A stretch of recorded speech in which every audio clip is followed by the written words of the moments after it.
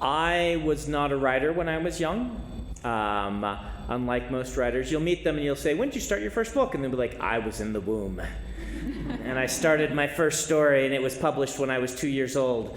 I didn't like books. I was not a reader. I had a teacher in 8th grade hand me a novel, Dragonsbane by Barbara Hamley, and that was what hooked me.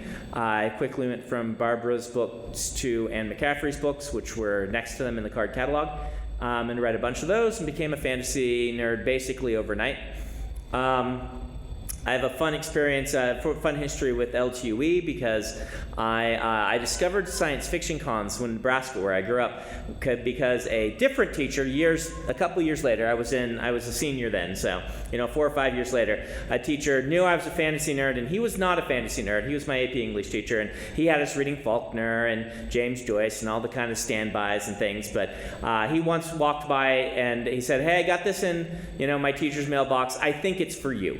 And it was a flyer for a local science fiction convention with a writing contest involved. And he figured I would. He pinpointed me. I think we were pretty easy to figure out. You know who your fantasy nerd is in your class as a teacher, I think. And so I went and applied to that and the student writing competition. And I went to that first convention. It was at a hotel downtown Lincoln, Nebraska, and I walked in, and there were my people, and I was like in awe. I'm like, I can't believe this has existed all this time. Sci-Fi Con, a whole bunch of nerdy people, and all the other students had applied to submitted stuff to the writing conference. We ended up meeting each other at the awards ceremony they had for the new writers, and we ended up becoming friends and palling around the con. And it was a life-changing experience for all the fact it was May of my senior year in high school, and I was going off to college the next year. And so I was like, why couldn't I have discovered this when I was in 10th grade and spent 3 years with these people and had nerd friends and things like that? Because I felt like I had really come home. So the first thing I did when I got to BYU campus is say, is there a science fiction con around here? And lo and behold, LTUE was happening on campus, that following spring. And so I went there, and my first experience at LTUE was they had a role-playing competition, which I just assumed was a normal thing because I didn't know about cons. I've since then never seen one again. And the way they held it is Wizards of the Coast had sent them a whole bunch of new modules. I guess it probably wasn't WotC then; it was probably still TSR. But whoever had sent them a bunch of modules and 6 copies of the same one. And so they're like, well, we'll just run 6 adventure groups and have everyone in the group vote on who is the best role player, and then they'll meet each other. Each of the 6 groups will have a final. And I just had a blast with that. The competitive role playing. And so, I loved that. And ever since then, I've been coming to LTUE every year I could get to it. You're my people. So I'm glad the con is still going and that we have this wonderful thing. That's not quite your question, but it's the story I wanted to tell. So that's all right. So most people have read your books, obviously, in the last little while, and are kind of familiar with some of your pre-published stories. But how has your workflow changed in the last 10 years or so, now that there are more demands on your time? Yeah. It's a good question. I will correct you by saying most people have not read my books. I wish that were the case. I would have several billion sales if that were the case. How has my life changed? My life has changed dramatically multiple times in my life, right? Discovering writing was a big life-changing moment. Discovering fantasy novels and things like that in 8th grade. Deciding I really wanted to be a writer, which I did my sophomore year of college. So what happened is I always kind of thought I wanted to be a writer, and I toyed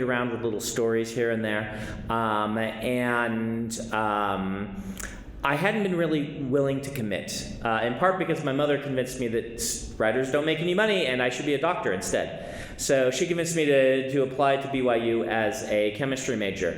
And I served a mission for the LDS Church after my freshman year, and I always joked that I was really happy to be in Korea away from chemistry, on a different continent from it, but I really missed writing. And so when I came back, I said, I'm young and I'm stupid. I'm just gonna try to be a writer. I'm gonna change my major to English. I figure that's what people have to do. That's what I thought. It's not the case. You don't have to be an English major to be a writer, but that's what I figured. And I changed my major and I just started writing.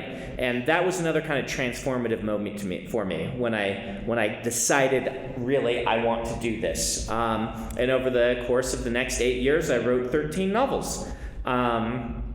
And I would say kind of the next life-changing moment for me was near the end of those 13 novels, when I was not selling any of them, and publishers were telling me that my books were too big. And this was when George Martin was really getting popular, right? This is the late 90s, early 2000s. And George is really taking off, and kind of grimdark has become a thing in fantasy. And I just wasn't writing grimdark. I was writing kind of classic epic fantasy, high magic, all of this sorts of stuff. And the others were just saying they were looking for Joe Abercrombie. They weren't looking for Brandon Sanderson at that point. And I just got rejection after rejection. Books are too long. Books aren't dark enough. Can you write like George, please? And so I tried writing a couple books that were shorter and more dark, right? I'm like, I'm going to do an anti-hero book. That sounds like fun. And the book was just a huge disaster. It was a disaster for multiple reasons. One was anytime you try something new as a writer, it tends to be a disaster. And that's not a bad thing. It can be a good disaster that teaches you a bunch. But it was a disaster for me primarily because I wasn't writing what I wanted to be writing. I was writing what I thought they wanted to buy from me. And I'm totally sure that if I wanted to write something, from my heart that was like that I could do it. But at that time in my life, I was not writing it for the right reasons, and I just crashed and burned. And I was sending books to Joshua Billness, who became my agent, but he wasn't then. And I sent him White Sand, and I sent him Dragonsteel, and two big epic fantasies, and then the next ones I sent him were my 2 attempts to do it this way. And he wrote me back this big long thing saying, wow, I really thought you were getting close, you were about ready to publish, but this last book is terrible. This is how New Yorkers are, by the way. You just have to get used to this. If you're going to publish in New York, get used to the fact that New Yorkers will tell you what they think. It's very refreshing, but it also can be kind of like a gut punch. And I'm like, great. The books that I want to write are getting rejected because they're too big and not like George Martin. And the books that I try to write that are like that, though George is long, but they didn't want long books, I don't know. But the books I try to write with them telling me what to write turn out terribly. So why am I doing this? Have I just fulfilled my mother's prophecy that I will be poor and begging for beans by the side of the road by becoming a novelist instead of being a doctor?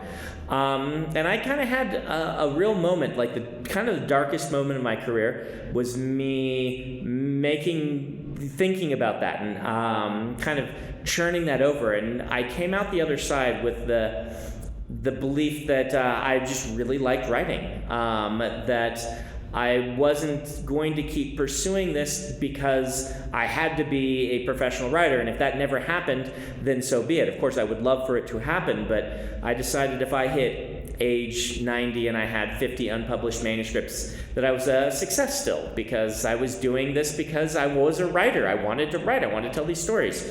And that was a very liberating moment for me. It's been very liberating through my entire career, because that moment has stayed with me, that writing is my job, and I treat that part of it seriously because I've been lucky enough for it to become my job. But I don't write because it's my job. I got lucky that what I do, because I have passion for it, turned out to be workable as a job for me. And because of that, I won't say that reviews completely roll off my back, but when people hate the books, which people hate everything. There are 1-star reviews of Hamlet. So if there are 1-star reviews of Hamlet, better. If there are 1-star reviews of Terry Pratchett, then there are bound to be 1-star reviews of Brandon Sanderson. But at the end of the day, it doesn't matter, right? I've already made the decision. I know why I'm writing this. And so that was like the big one. And I sat down after that and I wrote book number 13, unpublished book number 13. And that book is a little 400,000 word, 1,000+ page novel called The Way of Kings. And that was my proverbial flipping the bird at the publishing industry. They told me my books were too long. So guess what? I wrote one that's twice as long as the ones I had been sending them. And they're like, we want them to be, gritty and low magic. I'm like, I'm not going to write low magic. I'm going to put 30 magic systems in this book. And it was all this just stuff I wanted to do. As I was finishing it, it's when Moshe called and said, hey, I just read Elantris. You sent it to me 18 months ago. I know it sat on my desk for a long time, but I finally read it and I want to buy it. I had given up on that because I hadn't heard from him. Moshe can be a little, he's not necessarily the most punctual person in the world. Let's just say that. And so right after that kind of moment, my belly of the whale moment, you might call it, in the hero's journey, I got my sale and went pro. And that changed my life again, right? Going pro as a brand new writer is a really intimidating thing because a lot of us have gotten used to the idea of, hey, I write for me, which I did, and I'd had that. I write for me, and I am famous among my friends because my friends are reading my books, and I know my books are good, but there's that voice in the back of your head that says, well, maybe they're not that good, right? Maybe you're good for your writing group of friends, but maybe you aren't go pro good, and suddenly your book comes out, or is coming out, and you don't have any control over the cover, and you don't have any control over the marketing material, and you feel really powerless. Like this child of yours is being thrown out into the street, and they're like, yep, we'll see if he gets run over or not. It's kind of what it feels like to release a book, and you want to do everything possible you can to make that book succeed, but everyone tells you that the best thing you can do to make the book succeed is just not worry about it and write the next one, which is generally the best advice, but it's very nerve-wracking. And so the next portion of my life was this: I'm a writer, and I can do this professionally, but I don't know if I'll be able to do this full-time. And I just dedicated myself to writing the books. This is when I wrote the Mistborn trilogy. The first books I wrote knowing they would be published, because I didn't sell The Way of Kings because it wasn't quite ready yet. And that was a fun but nerve-wracking stage of my life, because in some ways it would have felt worse to me to be able to maybe make it and then have that snatched away, right? Like, if you're never published, then there's this, if you spend years, you're like, well, if I were published, I would be famous. But when it really happens, you realize that fantastic books come out all the time and don't make someone famous because just the whims of the market. People don't discover this amazing book, or it gets a bad cover. And I would say the most trouble I'd ever been in professionally was when Mistborn launched, because Elantris did pretty well. It sold about 10,000 copies, which is really solid for hardcover, a new release at those times. It's not going to break any publishing records, but I don't think there's any author out there who would turn their nose down at 10,000 hardcovers, because 10,000 hardcovers is like $35,000, right? And most writers are like, you know what? If I make like $35,000 on the hardcover and then I make like 10 or 15 on the paperback, I'm making like $50,000 per book. I can live on that. I can make that work. That's like a real job. And so Elantris came out and did that. It did 400 copies the first week, which made me panic because I thought I was flopping. And my agent's like, no. That's actually pretty good. 400 copies is a lot. And then Mistborn came out. And Mistborn undersold Elantris by like 20%, sold about 8,000 copies in hardcover. And this is not uncommon. Sophomore books do tend to sell less for multiple reasons. As a new writer, you're kind of got the new shininess, This died. You're like the new shiny writer who has got something, you're brand new,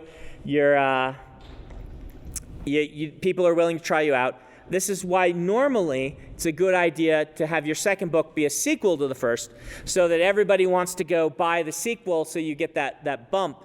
And I didn't want to do that. I wanted to write, I wanted Launchers to be a standalone. I thought it was a better introduction to me to have a standalone. And plus, I'd written that book. That was book number 6 during those years that I was trying to break in for.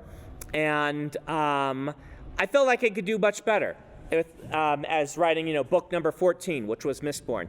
But it cost me. It cost me like 20% readership who are like, I know who this guy is. I don't have to run out and buy the next book. It's not a sequel.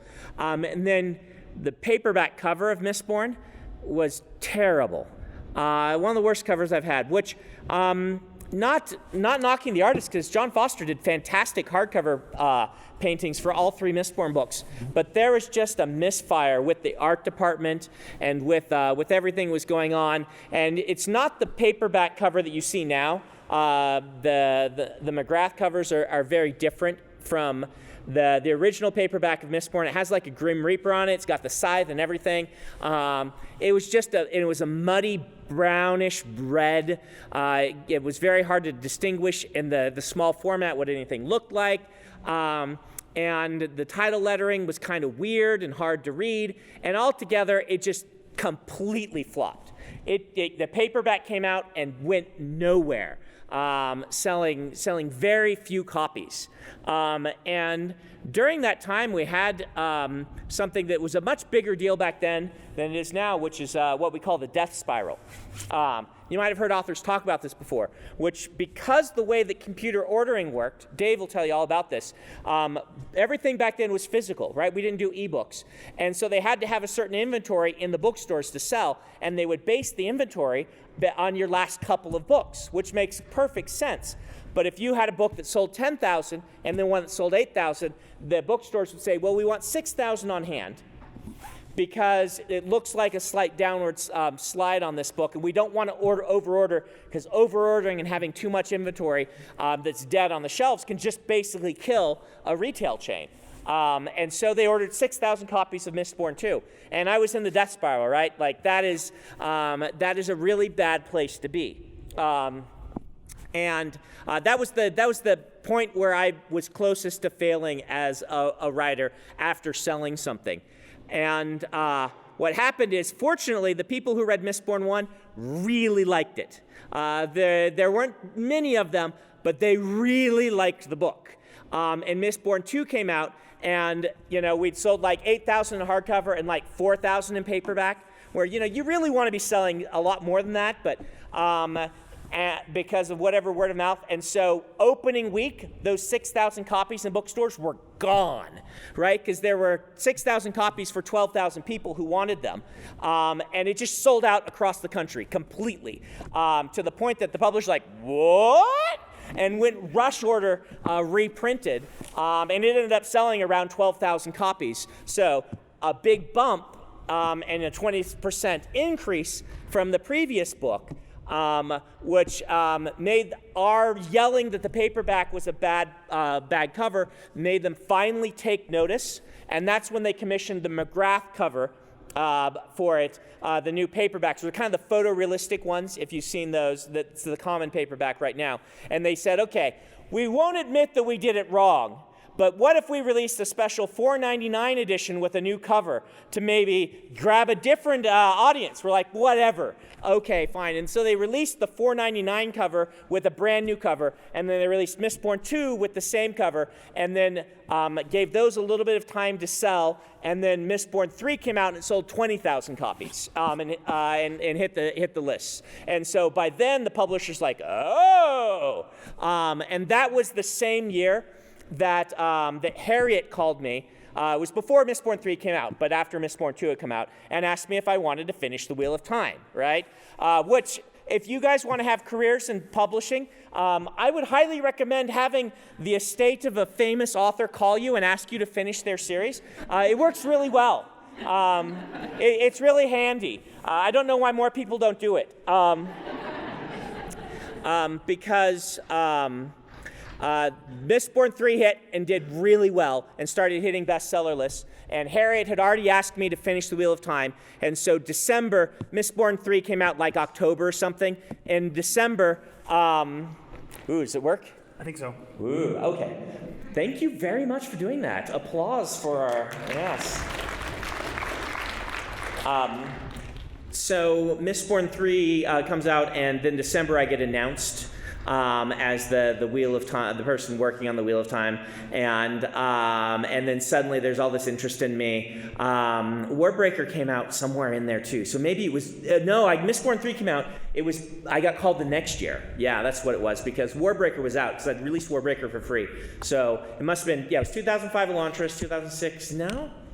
Man, I didn't have my stories right, because Warbreaker came out 2008. So Warbreaker wasn't out, but a lot of attention was on me because of that, and my life changed dramatically that day. Right, that day suddenly there were threads about me on every forum that I went to, and I got a taste of what my life would become. That quieted down for a while, and then it was just kind of me and the Wheel of Time fans and things like that, because no one was sure what would happen. But then the Wheel of Time books came out that I wrote, and the publisher, so what had happened with the Wheel of Time books is each one that had been released had sold better and better and better, to the point that the books that were coming out were selling around 100,000 in hardcover, which is really solid for an epic fantasy. Like John Grisham sells like 150. I guess this is opening week numbers, so total numbers, it's like they're selling like 300 or 500,000 copies. Sorry, and so these are like Grisham style numbers and things, which the publisher is really happy about. Having an author who sells 500,000 copies in hardcover is just an amazing thing for keeping a publisher going, and they were kind of in crisis mode because the next highest author behind the Wheel of Time was selling like 30,000 copies total. No, it can't be total. That's just opening week. So they're selling like 100,000 copies, right? So you've got this really big gulf between number one and number two, and if you lose number one, that's a pretty big blow. And so everyone at the publisher was like on pins and needles. Is the new Wheel of Time book going to come out and do all right, or what's going to happen? And Gathering Storm came out and continued the trend. It sold a little bit more than the one before, right on curve.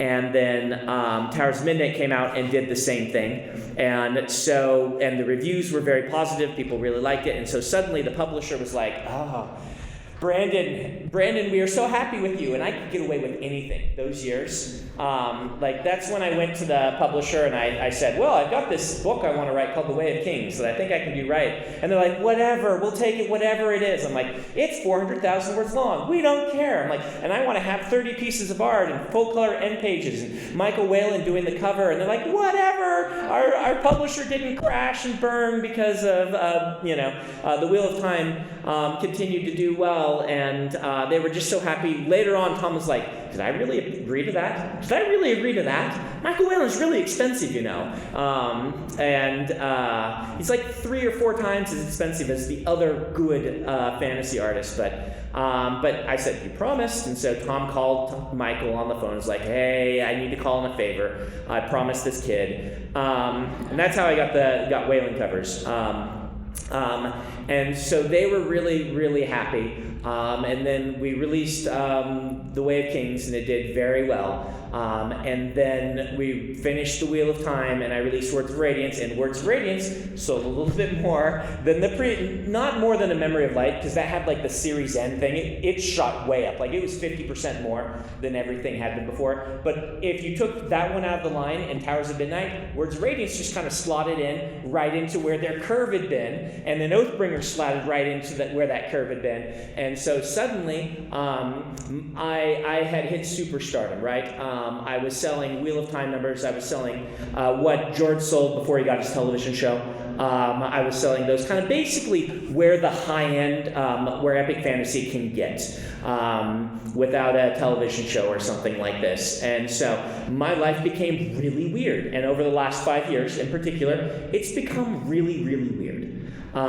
Because I've kind of hit that this weird sort of world where people who read fantasy have either read me and disliked me, or read me and liked me, or have decided not to read me because too many people talk about me.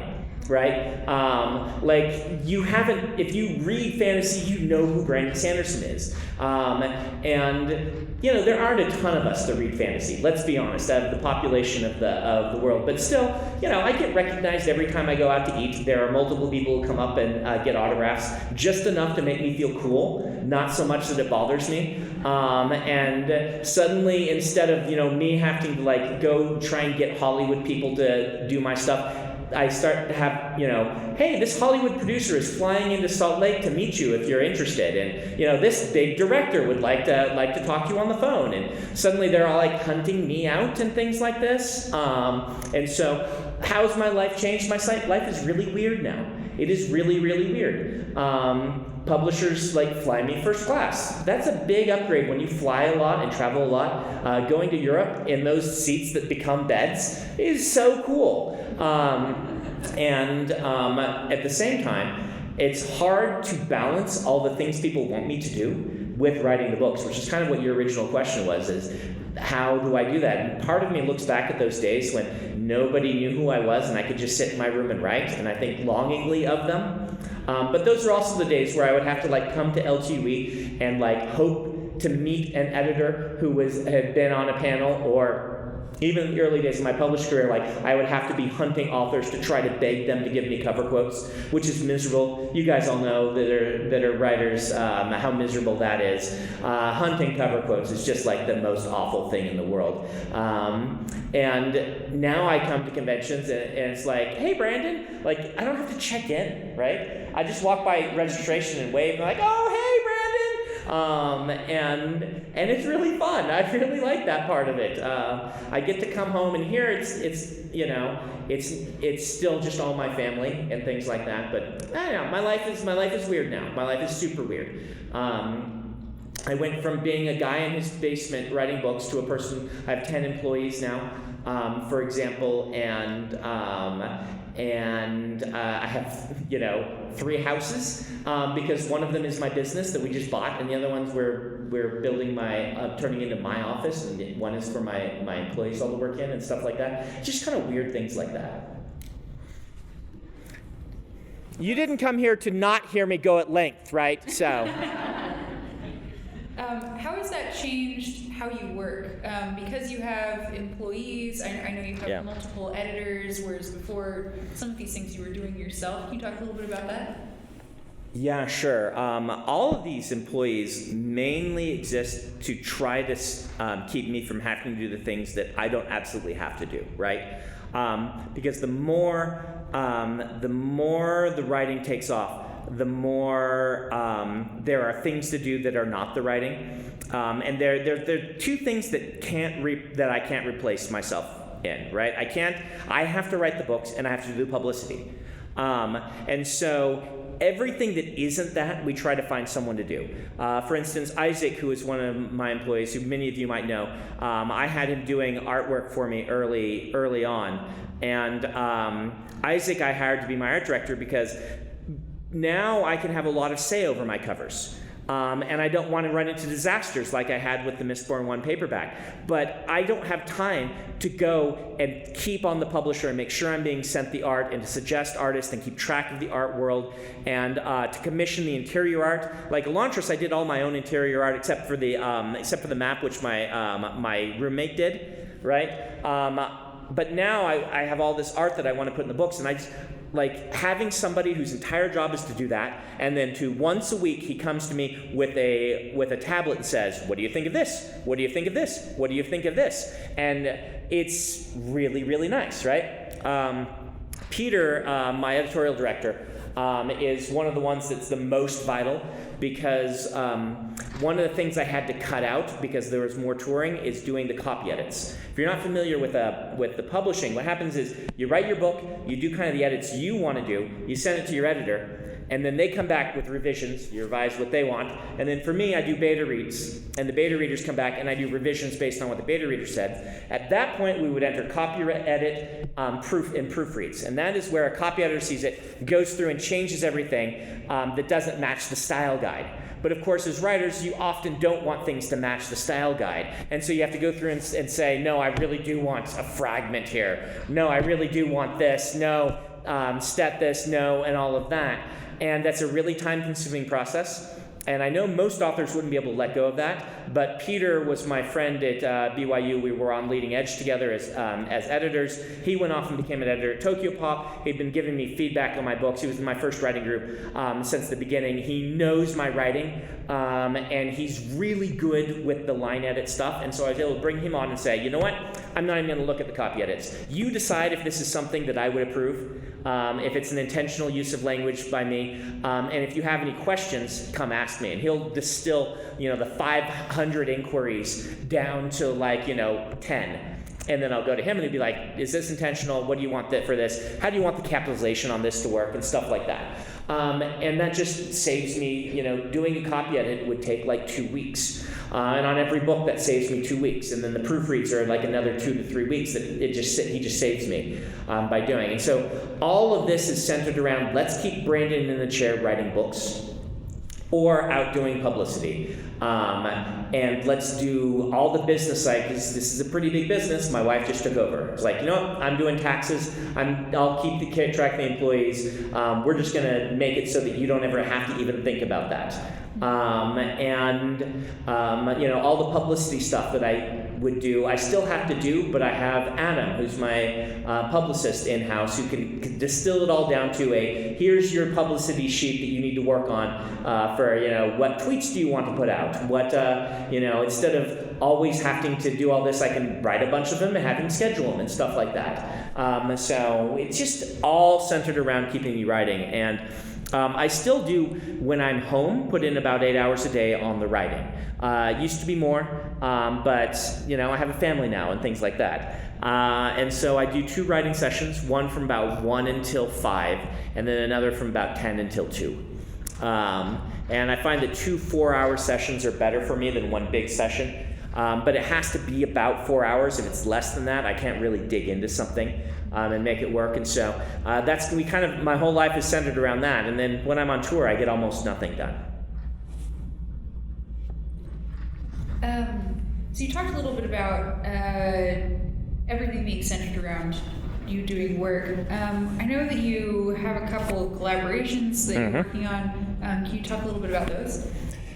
Yeah, sure. So collaborations. I haven't collaborated a lot in my career. Larry Correa has done way more of this and things, but I know a lot of writers. I have a lot of friends who are writers, and the further we get in our careers, the more we bounce ideas off of each other and things like that, and the more it sounds like fun to do something with somebody else. And so I've started kind of doing some stuff both with Dan and with Mary Robinette and things like this, where it's hey, we had an idea together, let's work on this. Or Brandon has an outline, and Mary has a few extra weeks. Mary, do you want to work on this and send it to me, and then I'll do a draft? It's kind of just been things like that we're riffing on ideas or things like that.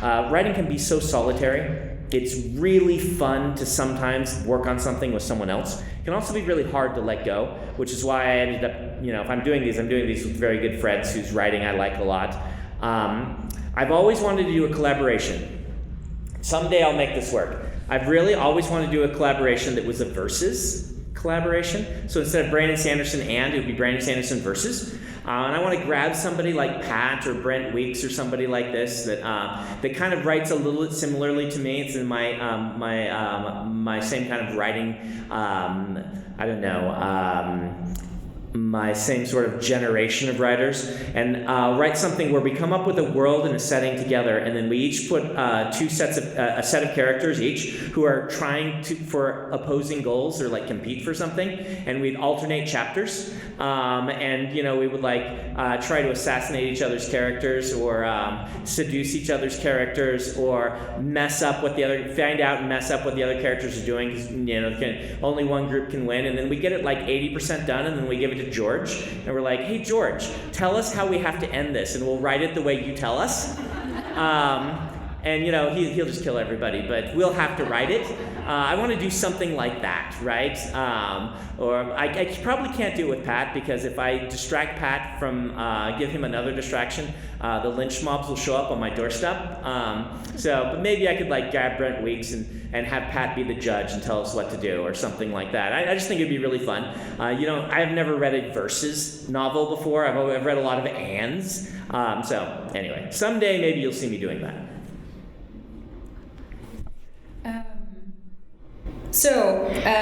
You mentioned some of your Writing Excuses co-hosts, and you've been doing Writing Excuses for 30 Sure, that sounds right. Amount of time. And what's one of the things that one of the favorite things that you've learned from doing Writing Excuses? I don't know if I can get narrowed down, but you said one of, which is a good way to phrase a question like this. Writing is so solitary, right? And so being able to sit around with a bunch of writers and talk about writing, what it does is it forces you to vocalize things that you're doing and kind of quantify them. Say, how do I do this? Why do I do this? There are a lot of fantastic writers out there who can't quantify that, and that's fine. They write by instinct. Most of us wrote by instinct before we started the podcast. But vocalizing it, what it does is when something's not working, when everything's working, you don't have to really know what your process is, right? You sit down, you write a story, it comes out, it works, great. When something breaks and it's not working, then it can be really hard to figure out what to do to fix that, right? It can be very hard if you just write by instinct. You're like, the book didn't work. I don't know. What happened? It just, the book didn't work. But the more you talk to other writers, the more you talk about your writing, the more you analyze what you do, and the more you can then fix things that are broken. You can go and say, oh, I know what was wrong here. I indicated to the readers that this was going to be the plot, but then I had a different plot, and so they were anticipating something that didn't match the promises I was making. And if I revise it right along these lines, then the readers will be along with me for the right ride, and then we will find it very exciting. And I'd say the best thing I've gotten is being forced to talk about my process to other people while they are figuring out their process. Together, I think, have made all of us better writers simply by doing this. I think that's, if you talk to the other co-hosts, that is what they would say too. It's just really, really helpful to be part of something like that, where you can collaborate, you can hear what people are saying, and you can learn how you do things when you do them anyway, but you don't know how. So, if that makes any sense. Yeah, it does. So we have just a couple of minutes left, so we're going to take a few questions. Yes? I'm curious, how helpful was attending LTUE to learning? Yeah. How helpful was attending LTUE and learning things? So it was really helpful, particularly the first few times. The more you go to cons like this, the more the panels will start to repeat, right? And you'll be being told stuff you already know. There can be a use in being told the thing over and over again that you're not doing, that you know you should be doing. But particularly those 8 years that I was breaking in, I was going to a lot of science fiction cons. I started only going to LTUE, but then Dave Wolverton smacked me around and said, start going to the big ones, right? Start going to World Fantasy and Worldcon and stuff like this, because you're at a stage where you need to be networking as well as learning. But the science fiction con community was really instrumental. I mean, I met Moshe at the World Fantasy Awards at the World Fantasy Convention in Montreal, and I met Joshua at the Nebula Awards, which are two of the places places Dave told me to go. And so I can trace, my editor and my agent back to those years of going to these cons and networking. But even going to them and sitting and hearing the panels, particularly the first 5 years of hearing professional authors talk about professional writing from the eyes of somebody who was a pro, you can't get that in creative writing programs, unfortunately. You can get a lot of craft discussion, in creative writing programs, and they can be very handy, but creative writing professors, for the most part, do not approach writing from a professional standpoint. Yep, I saw the 5-minute warning. So they write in a different world. They write in academia, and so being able to come here and hear Lee Modisett, right, talk about here is how I solved this problem when my book wasn't working. It was invaluable for me. Hearing Lee and Dave in particular talk about their process, I can remember many an experience. And the guest authors, like Catherine Kurtz once sat me down and I asked her some questions, and she just walked out after the panel and said, "Oh, let me tell you," and sat down and talked to me for a half hour on how to write. As a brand new writer, I cannot explain how valuable that half hour talking to Catherine Kurtz about writing was as a brand new writer. So yeah, the conventions are just wonderful. They're really handy. Question over here. Yes. You often talk about a book being broken or things like that. What makes you decide that a book is broken or it's not working? Yeah, what makes me decide that a book is broken or not working? So there are multiple things that I define as broken for myself. There are two general areas, I'd say. One is that as I'm writing the book, I know what I want to have happen, and the book is not achieving this. And this happened way more early in my career than it does now, but it still happens now and then. I use the metaphor of when I was in high school, I took jazz band, and I could hear the jazz improv in my head, but I hadn't practiced my scales enough, and so when I sat down to play, I couldn't make it come out of the front of the horn. It was super frustrating. Sometimes when you're writing, you have that experience. I know what this thing should be, but I don't have the skills yet to get it there, or I'm using the wrong skills, and it just kind of is veering completely off course. That still happens once in a while. More often now is I think I've done it right. I've written this whole book. I'm really excited by it. I start showing it to people, and people start having the reaction different from the one I expected, and they start to point out why, and I start to realize, oh wow, I misfired on this book, right? And this happens to everybody. But this happens, nobody intends to make a film that is a bomb, but how many bombs do they make? And that's a more complicated process with lots of people involved, but even still, once in a while, you write a book, you give it to people, and they just don't react to it like you want them to, and you start to realize all these flaws, and hopefully you didn't have the tools and the experience to approach it and fix it.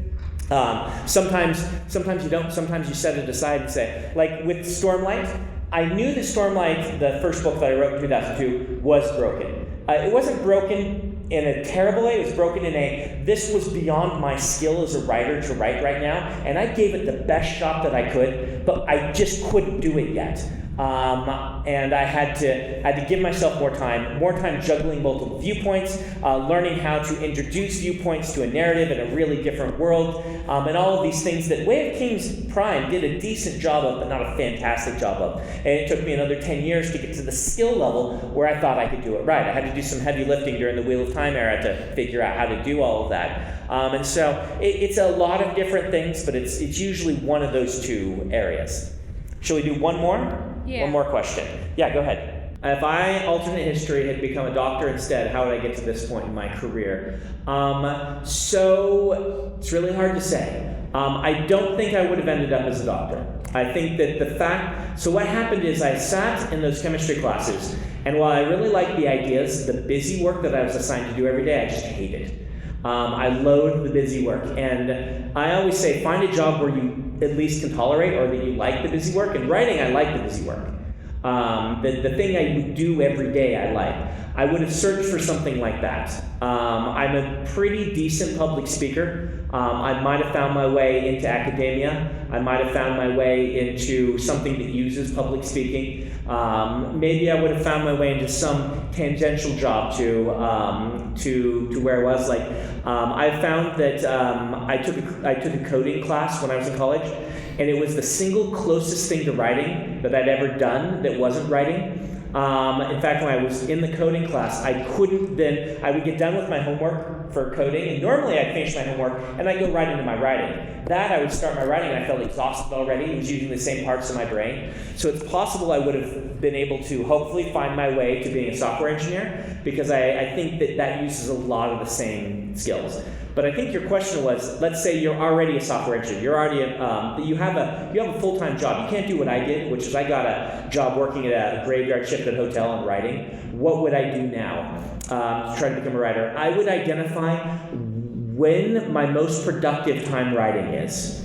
And because you won't be able to give very much time to your writing. With a full-time job, particularly if you have a family, you just won't be able to. But you can identify when you write best. A lot of people, this is not going to be after work, because after work, you are exhausted and you just want to veg in front of the television. And so most of my friends who have had to do this, like Peter, who had to do this for years. Peter Aurelian worked at Microsoft for years.